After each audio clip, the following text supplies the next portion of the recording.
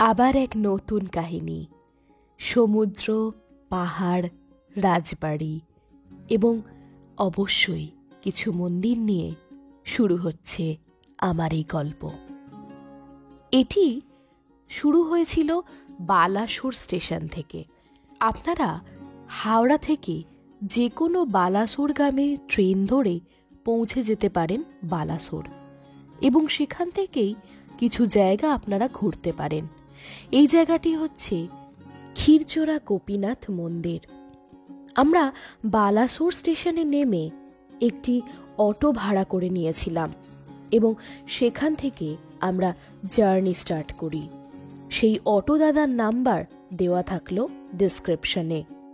একটু বার্গেন করে তাকে বুক করে নিতে পারেন সারা দিনের জন্য, এবং আপনার শেষ গন্তব্য হবে একটি অতীব সুন্দর সি বিচ।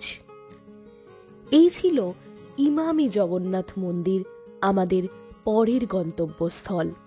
এটি কিছুটা পুরীর মন্দিরের আদলে তৈরি করা হয়েছে এবং সেই জন্য এটিকে অনেক সময় নিউ পুরী বলে ধরা হয়। যারা বালাসোরে আসবেন তারা অবশ্যই এই ইমামি জগন্নাথ টেম্পলটি দেখবেন। এই প্রত্যেকটি মন্দিরেই আপনারা পুজো দিতে পারেন, কিন্তু আমাদের হাতে সময় সীমিত হওয়ার জন্য আমরা পুজো দিইনি।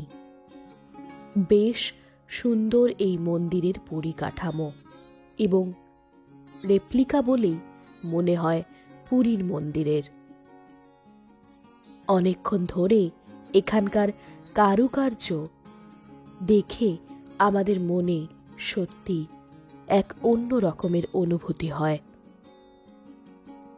কলকাতা থেকে এতটাই কাছে এই বিভিন্ন জায়গা এক্সপ্লোর করার জন্য, এবং সাথে থাকবে একটি ভার্জিন সি বিচ।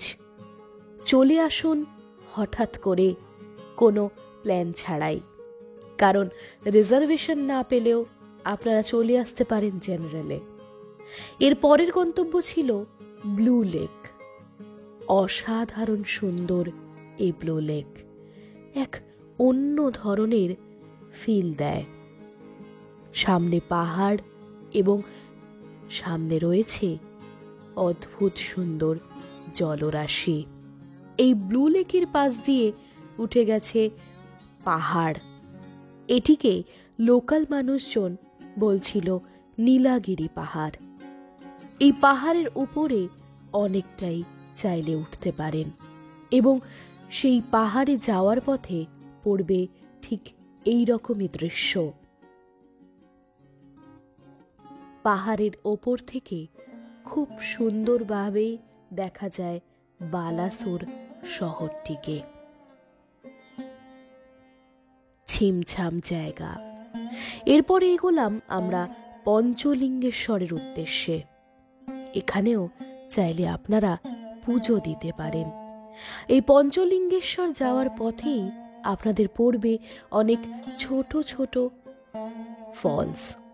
আর কথিত আছে এখানে যে জায়গাটিতে পুজো হয় সেখানে শিব ঠাকুরের মূর্তি জলের ভিতরে বিরাজ করছে। তাই শিব ঠাকুরকে দেখতে হলে আপনাকে এইখানে মাথা ঢুকিয়ে জলের মধ্যে দেখতে হবে। যেহেতু ওখানে ক্যামেরা অ্যালাউড ছিল না, তাই আমরা যাইনি। ঠিক এইখানেই লাইন দিয়ে দেখতে হচ্ছিল শিব মূর্তিকে। এই ছিল পঞ্চলিঙ্গেশ্বর। কিন্তু যারা বয়স্ক আছেন তাদের কিন্তু অনেকটাই উঠতে হবে এইখানে যাওয়ার জন্য। তবে মনে জোর থাকলে সব কিছুই সম্ভব। ঠিক এইভাবেই ছোটখাটো ঝর্ণা প্রত্যেকটি জায়গায় তৈরি হয়েছিল। যেহেতু সময়টি ছিল শীতকাল, তাই খুব বেশি জল এখানে ছিল না। অসাধারণ সুন্দর জলরাশি আপনাদের মনকে ছুঁয়ে যাবে। এই পঞ্চলিঙ্গেশ্বর বালাসোর থেকে বেশ খানিকটা দূরে। যদি আপনারা চান কুলডিহা বলে যে ওয়াইল্ড লাইফ স্যাংচুয়ারিটা আছে সেটিও আপনারা আপনাদের সাইট সিংয়ে রাখতে পারেন, কিন্তু সেক্ষেত্রে একদিনে পুরো ট্রিপটা কভার করা বেশ চাপের হবে। তাই আমরা শুধুমাত্র এই কটা জায়গাকেই রেখেছিলাম। আমাদের এর পরের গন্তব্য হচ্ছে নীলাগিরি জগন্নাথ টেম্পল এবং নীলাগিরি রাজবাড়ি।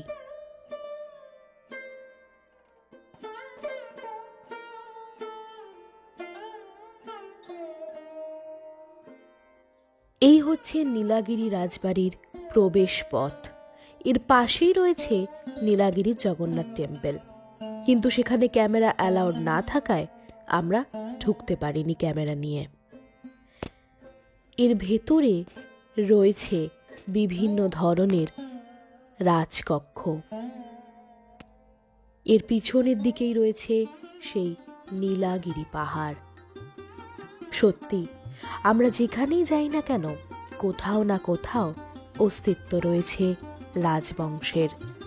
আমাদের পুরো ভারতবর্ষে রাজরাজাদের আধিপত্য ছিল এবং তার ধ্বংসাবশেষ অনেক অনেক জায়গায় আমরা দেখতে পাই।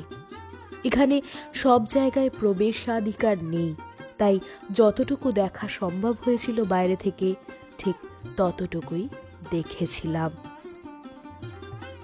এখানে গন্তব্যস্থল আমাদের বালাসোরের শেষ হয়। এখানেই আমরা করে নিই লাঞ্চ এবং এগিয়ে যাই দুবলাগাড়ি সি বিচের উদ্দেশ্যে। অসাধারণ সুন্দর এই সি বিচ। সম্পূর্ণ ঝাউবনের মধ্যে দিয়ে আসতে হয় এই সি বিচে।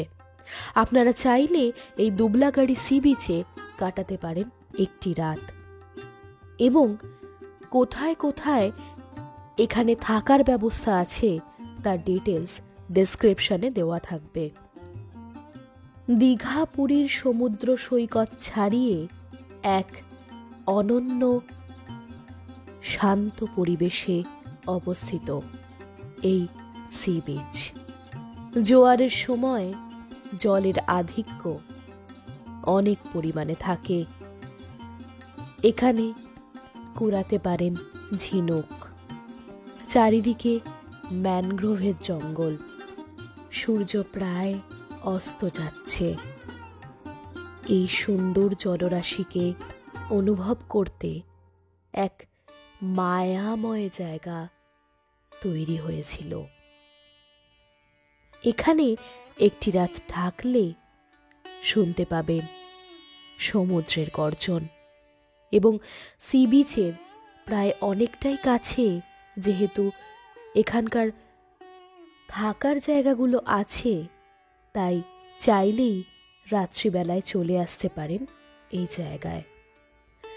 আস্তে আস্তে সূর্য ডোবার সময় হয়ে এলো এবং প্রত্যেকে যারা এখানে এসেছিলেন তারা এসে এই বিচের সৌন্দর্য অনুভব করছেন। এবার আমাদের বাড়ি ফেরার পালা। আমরা আর এখানে থাকিনি, ফিরে গিয়েছিলাম বালাসোর থেকে হাওড়াগামী ট্রেন ধরে। তাই বানিয়ে ফেলুন না এরকম ছোট্ট একটি প্ল্যান, হোক না একটু অন্য ধরনের। ঘুরে যান আমাদের পাশের রাজ্য ওড়িশার বালাসোর থেকে, বেশ ভালো লাগবে। এভাবেই ছোট্ট ছোট্ট বাজেট ট্রিপের ডেস্টিনেশন পেতে চোখ রাখুন হারিয়ে যাওয়ার গল্পে।